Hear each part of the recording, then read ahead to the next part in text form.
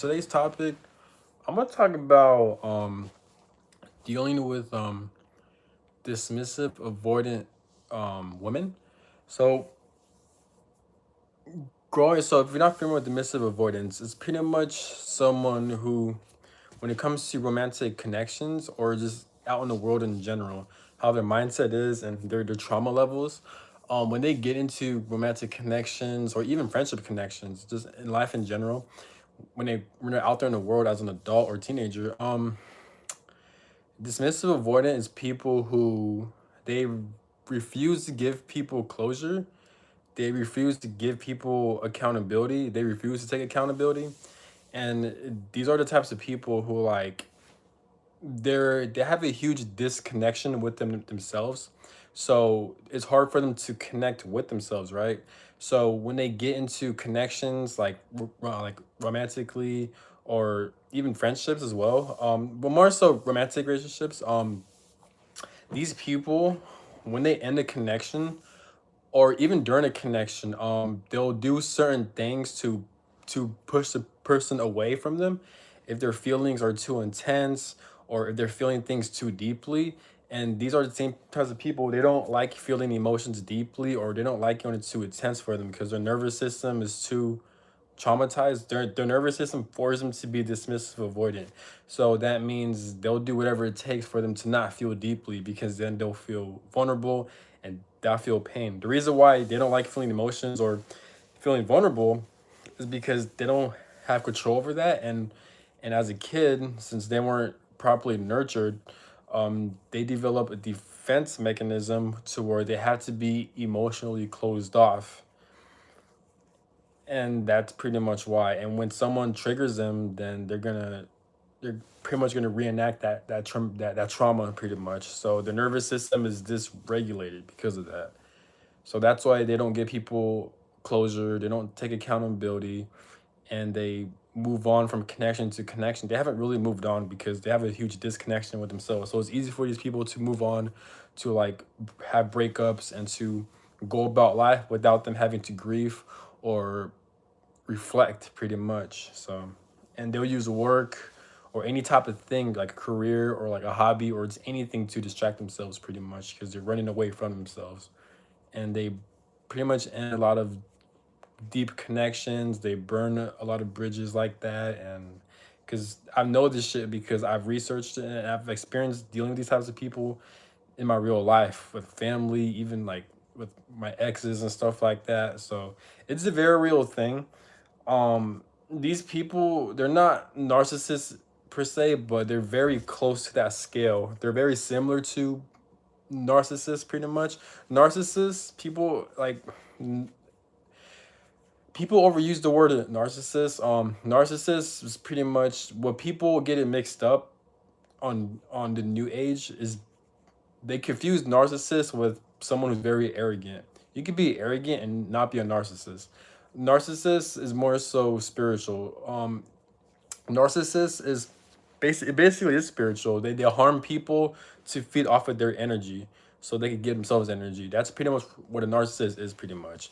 So, yeah. But dismissive avoidance, them, they're just operating off of trauma. So they can't connect with themselves. So that's pretty much what it is, and it's very dangerous because I mean, also dismissive avoidance. These people, they could so easily, in my opinion, become narcissists spiritually if they continue to have a disconnect with themselves. Then that gives room for like negative energy or like a negative spirit to pretty much hijack their minds, and then they'll use people in a way depending how deep life is beating them down pretty much. So, but yeah, but now I'm to the point in my life because I've dealt with a lot of women who are dismissive avoidant, and I'm to the point where I could tell, like, just from looking at a woman, I could tell if she's dismissive avoidant or not. The easiest way for me to tell is I look at their eyes. So a woman who's dismissive avoidant, who has a huge disconnection with themselves. Oh, well, first off, these being in romantic connections with the dismissive avoidance is very dangerous. They'll mess up your nervous system, and they'll keep you stuck and confused. It fucks you up pretty much. These people aren't good. They're very unpredictable, and it's not a good idea to get in a connection with them because these people won't change. They won't give you closure. They won't take accountability. It's not just the end of the relationship, but it's during. So it can really fuck up your mind. I know this shit because I've dealt like pretty much my whole life. Like all my connections dealt with dismissive avoidance women. My mother was a dismissive avoidant. Obviously, I was in a connection with her, obviously, but she was my mother. But um, from a parent standpoint, she's dismissive, avoidant, and don't take accountability. Don't take doesn't give closure, doesn't reflect, and that's dangerous as a parent because then they could abandon you. They could do things that are harmful, but yet if you call them out, they won't acknowledge it because dismissive avoidance, they're too weak, pretty much, to reflect because it hurts them pretty much. So oh yeah, but anyway, so I could tell. So if I look at a woman at her eyes, I could tell she's dismissive, avoidant because they have a coldness in their eyes. It's kind of like not. It's kind of like pitch black, but it's just this darkness in their eyes. It's like I could tell this person has a huge disconnect with themselves. I could look into their eyes. And I could tell like they have a huge disconnect. It's very cold. It's very like it's kind of creepy in a way. It's kind of dangerous. I can spot it through social media as well. And I feel like a lot of women, they have a lot of dismissive, avoidant tendencies. Part of it's because of social media and an increase in women becoming very narcissistic because women use social media for them to give them a false sense of ego and a false sense of identity because women, like I said in my previous video, in my opinion, I'm not saying I'm right, but I feel like they don't really do much out in the world because they can't because physically they're more weaker and they don't have hobbies. They're just nurturers pretty much. So if you have women, most women, they're pretty much they are artistic as well because they're more feminine, so they're connected to their feminine side. So the more feminine energy you have, the more you're able to, the more artistic you are because the more connected you are to spirit, pretty much. But women, they're pretty much, but for the most part, they're nurturers and they have kids pretty much. That's pretty much their purpose. So as a vessel, men, in my opinion, as a vessel, event things to lead, to build things, and to lead, obviously lead and invent, build things and stuff like that. Women more so nurturing and being artistic and yeah, whatever, and having kids. But yeah, so I could be wrong, but that's my opinion. But yeah, so where was I getting at? Yeah, so I feel like oh yeah, so it's easy for most women are narcissistic because they can't really do much out in the world. So they use social media to give them a false sense of identity. And since you have so many simps who like support them, um, it makes women justify what they do. That's why you see a lot of women they have like OnlyFans or they do a lot of sexual activities like like on social media, even in real life as well too. But even how they dress, like a lot of women for some reason, they like to dress provocative clothing in the gym, short shorts, like tight leggings. Like they're not doing it because it's comfortable. They're doing this shit because they like the attention, because it's mainstream on social media and people approve it, so they think it's okay. You know what I'm saying? So I don't know why women. I think it's funny. It just shows that women there are pretty much nurturers because they're just followers. They don't. They're not here to lead or build things or event things, and that makes sense because when you see things that are trending, in social media or just in news in general, women tend to follow that pretty much. For example, women, the shit they wear, the sexual activities they do on social media and stuff like that, even makeup and products and the shit they consume pretty much. And even like most women, they like TV shows as well too, for some reason. Cause I don't know why they like drama and shit like that. So, but yeah, but so that's why most women are narcissistic, because they like to follow and they like to chase validation and they don't know themselves pretty much. So because I think because I'm not sure why women are like that. I feel like because maybe they're sheltered, because most women are sheltered their whole lives. Either that and or they don't have nothing much to offer in the real world, so they use social media for them to give them a false of identity and an ego, possibly.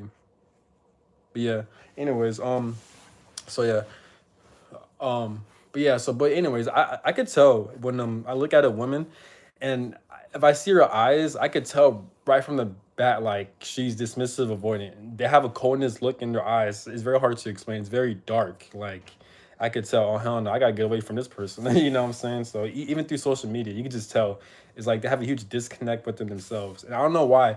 Maybe men have it. I've met there are dismissive avoidant men as well, but I feel like most of them are women. I could be wrong, but yeah, because is because like I said, like most women are followers, so it's gonna be very rare to see a woman who's unique, who's connected to their heart space. You know what I'm saying? I only know a few women that are like that. You know, probably like 1 to 2%. So yeah, but anyways, um, but yeah. So my experiences dealing with dismissive avoidant women, I've dated three of them, and we're not, and all three of them are exes, and they all ended horribly, very painfully. These were also spiritual connections as well, where I got a lot of synchronicities, a lot of signs, and a lot of spiritual symptoms from dealing with each of them. All that crazy shit. So, and all of them, it was a very painful connection for all three. It wasn't pleasant, and it took a lot just to detach from them. Part of it's because unfortunately it was a soul contract for each of them. So God would kind of force you, force me to have an energetic soul tie with each person, and it has like an expiration date. So once the purpose of it is over, once the soul contract is done with, then that's when I don't feel this person's energy no more. I'm not drawn to them anymore, and I don't give a fuck about them like that anymore. And the attraction dies off pretty much. And I can say this shit confidently because I've actually experienced this shit multiple times. I know it sounds new agey because most people on YouTube, they just say shit just to say shit, but the shit I'm talking about is off of experience and shit. But so yeah, so the current woman I've had to that we experienced a breakup with, this shit's kind of hard because the past couple of days and weeks, even months, like I was feeling this person's energy. I couldn't get this person off my mind, and it was very annoying. And I couldn't. This person had such a hold on me energetically and stuff like that.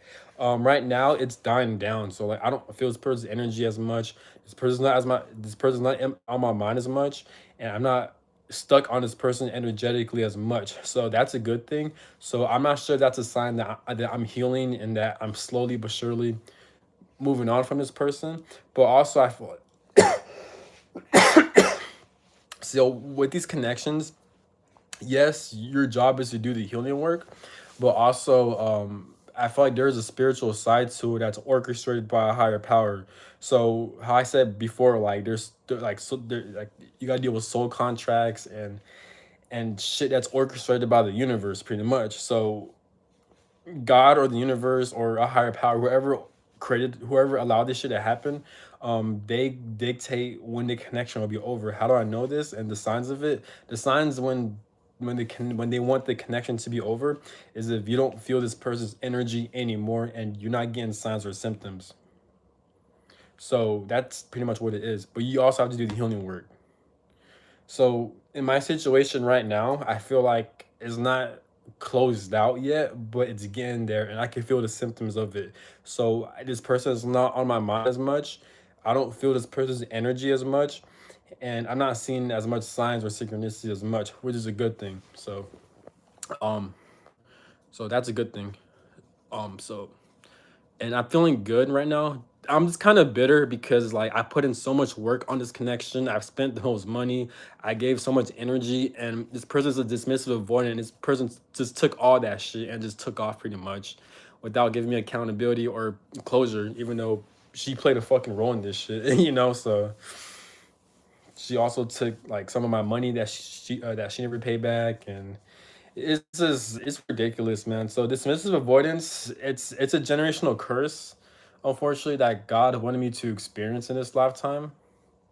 Because when I was researching and studying and investigating different spiritual videos, apparently me and my soul tribe, we're experiencing shit where like, well, first off, me and my soul tribe, part of our life paths is to break generational curses, and but we're also attracting narcissistic or dismissive avoidance as well. So we're trying to break free from that through our past lives as well, and also through our generational trauma. So this is why this is what I'm talking about. Like no one, like no, like spiritual channels, they don't break this shit down as much as I would like to see. So I'm gonna try to break this shit down. So this is why I feel like we don't have free will like that, because everything in life is pre-planned in a way. Yes, we have free will to a certain extent, but I've seen things and I've experienced things and I've observed and I can see shit how like no, like this shit's actually pre-planned and orchestrated. Like it's fucking obvious because there's so much evidence. Because why is it that a lot of people are experiencing this shit I'm experiencing, and it's happening in such a divine order to where we all experience spiritual symptoms for a one purpose, to experience this shit and to heal. You know what I'm saying? So clearly that isn't that's not a coincidence. You know what I'm saying? So clearly our life is clearly to a certain extent orchestrated by a higher power. How do I feel about that? I feel pissed. I feel like it's not fair, and I feel like it's like a fuck you, because like you experience so much suffering and so much pain and so much torment, all just because you're trying to fulfill a fucking life script. You know what I'm saying? So it is what it is, though. It's funny in a way, but yeah. But ex- but me experiencing dating a dismissive avoidant or being in a spiritual connection with them is very challenging. It's very painful. It's very hard because they could just ghost you at any minute.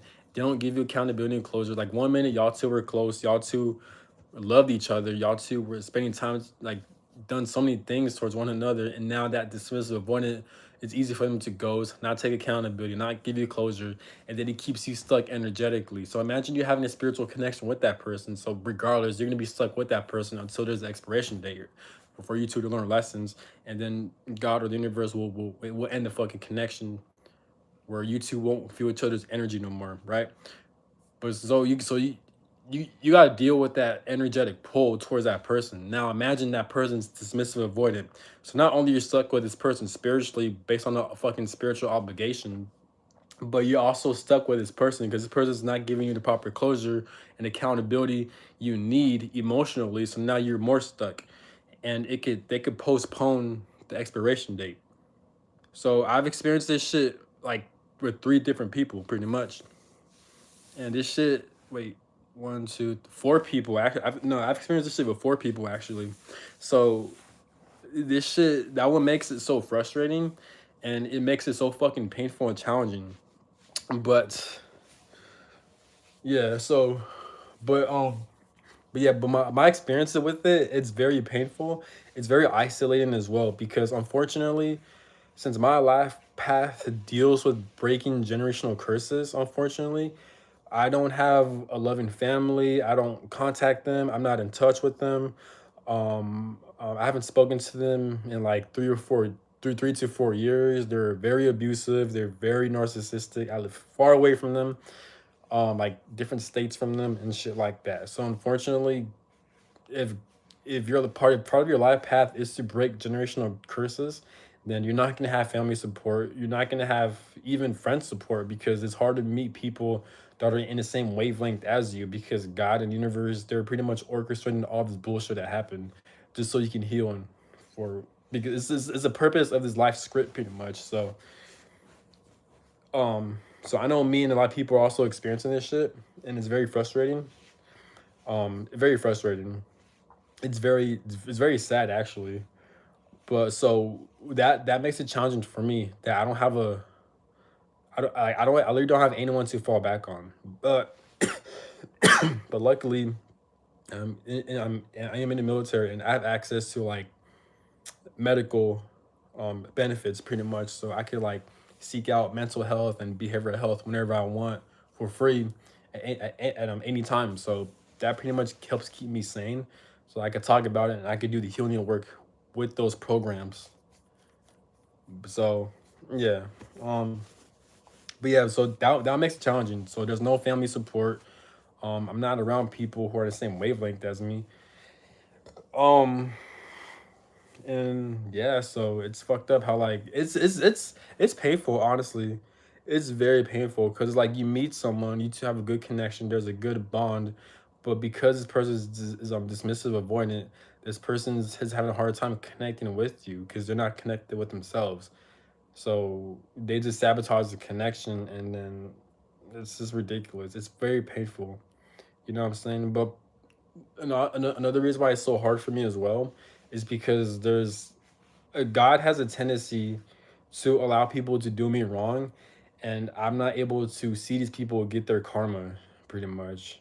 Like God pretty much blocks that shit off. So yeah, so that was sucks. So that keeps me stuck as well, is because I've experienced so much injustices, betrayal, and I never get to witness these people get their karma. And it's like these people tend to move on from their lives, and they tend to excel. They tend to level up. I've seen this shit. While I'm stuck here picking up all the pieces and try to heal and pull myself together while I'm grieving and going through all this shit. You know what I'm saying? But it's fucked up. But in the outside spiritual perspective, I'm stuck. I'm not really stuck. I am stuck, but only because I'm doing the proper healing work. I'm not taking shortcuts or anything like that. But God wants me. I have no choice. God wants me to do the healing work. While these other people who are moving on from their lives and they seem to excel and level up, they're not doing as much healing work. So it's easy for them to level up, or maybe they are, but they just have more luck in his lifetime. Who knows? So that also keeps me stuck, is the amount of injustices and unfairness, and knowing that, oh, this person left my life, this person betrayed me, not giving me closure or accountability. And I'm not saying it's all this person's fault. It takes two, so it's my fault as well. But I'm just saying. So now this person's living and improving their lives, while I'm stuck having to pick up the pieces, and most likely this person's gonna have a better life and meet someone new and have a family. And yes, these things actually happened in my past connections. Damn near all of them. So, um, but yeah, but it's very painful because like it's like you thought this person had your back, you thought you two loved each other, only for this person not to give you proper closure or to like be there for you. This person's like completely switched up, turned to a completely different person, and completely just discarded you. It's very fucked up, very painful, you know. And there's a lot of injustices because I'm also mad as well and bitter because like, wow, God really made me experience all this shit. I had to go through all this and all this confusion, all of this betrayal, and all this processing trauma and just painful feelings and emotions, and now this person's out of my life just like that. Like a lot of people that left my life, it happened so quickly. Oh my god, damn! So God just be snatching motherfuckers out my life. So it is lonely, it is isolating, you know. So, but I literally have no choice but to do the healing work and to work my way up to a better life, pretty much. So, but yeah, but also what I've learned as well is that the reason why people are very narcissistic and people are very evil, and they're able to, and they're always the same and they don't change, and but yet they're still like that even though they're doing a lot of people wrong, is because they haven't hit rock bottom yet, because they never experienced rock bottom, or God is not allowing these people to hit rock bottom. So that's why they're able to continue to do the shit they do and to get away with it and to even thrive off of it pretty much. So that's another reason why narcissistic people won't change, and they'll continue to do the same shit. So because God doesn't let them hit rock bottom. But people who are changing, healing, they have to do it because they have no choice, because God made these people hit rock bottom pretty much. So those are that's the shit I've learned as well. Um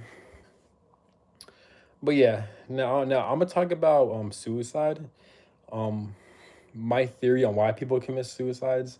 I have There's a lot of reasons in my opinion, but I feel like people who are very depressed or who are suicidal, I feel like they are feeling suicidal. Part of it's because we live in a realm, in a reality, to where we have a huge disconnection from the higher realms or from a higher power. There's a huge disconnection because if you look at how this world and this reality is set up, it's very low. We're all slaves to money. um we're not living our life. All of our life is controlled. We're forced to wake up a certain time. We're forced to go to work. We have all these obligations, but it's meaningless. It just feeds the system. Now imagine living in a world where like pretty much damn near everything is structured and controlled like that. So there's no true freedom. And that caused people to be stuck and to feel and to have that disconnect. Because you're forced to be a slave to survive pretty much. So that's another way. So that's why people are are suicidal in that way. And there's other reasons. I'm not going to mention it. Part of it is spiritual reasons. Another is karma, and another is because mental health issues. But like I said, I feel like this society, this world, is responsible for mental health issues because there's a lot of corruption and there's a lot of enslavement, pretty much. And we're not living life naturally. If you're not living life naturally, it's gonna force your body to act non-naturally, you know. So, um, yeah, um, so there is a lot of suffering in his life, definitely. I don't know why the human experience is so painful. I heard theories where like life is a school, so this is why people are constantly learning lessons, growing, evolving, or not even that, but they just have to. A lot of human beings go through so much bullshit. They go through so much unfairness, just a lot of dumb shit we gotta experience. Just the fact that this realm is reality is restricted and corrupted like that, that tells you that we live in a dumbass reality. That's you know what I'm saying. So it's just I don't know, man. But anyways, also time is speeding up so fast. Like the days are going by extremely fast. The time is accelerating. So if you're working at a job, if you're working at a career setting, it's hard to get tasks done. It's even hard to get your personal tasks done as well too, because the days go by so fast and and it just seems like I'm always playing catch up because the days is accelerating so quick and and I got so much shit I got to do personally and work wise. It's hard to balance that shit out because time is speeding up so fast. So, but that's all I got to say. And I'm going. Also, I want to talk about. I wonder if dismissive avoidance get their karma because I asked ChatGPT about this shit, and ChatGPT actually made a good point.